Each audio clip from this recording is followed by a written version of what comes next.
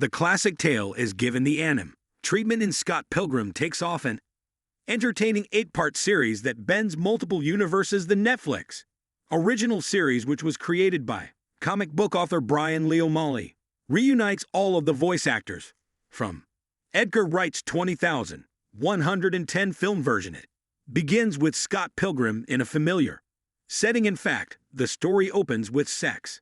Bob's pissed meeting and learning about the bad exes of Ramona Flowers. Mary Elizabeth Winstead, the woman of his dreams. Then, when the show brings back every major cast member for a meta reboot, well, things get a little crazy as the 8 episodes draw to a close. You may be curious about what lies ahead for the program. This is particularly the case in light of a fascinating post-credit sequence from episode 8.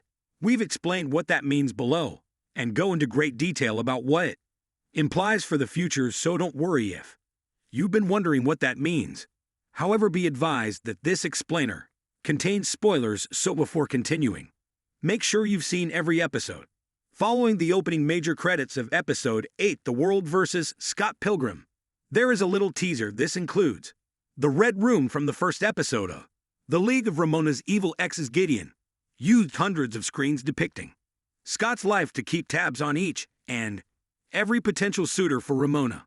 They're seeing Scott and Ramona's happy ending this time. One of them adds time for the real game to begin. As they continue to watch the screens, there is a luscious Hong Kong.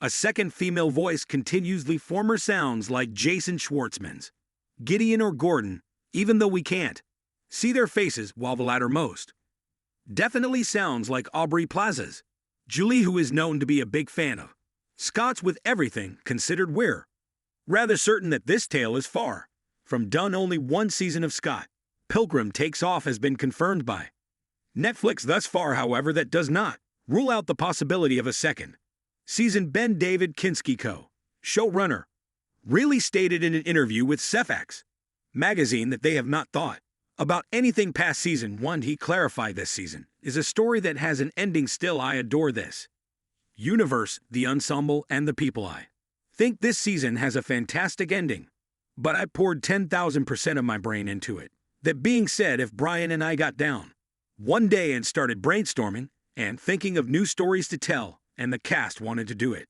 terrific.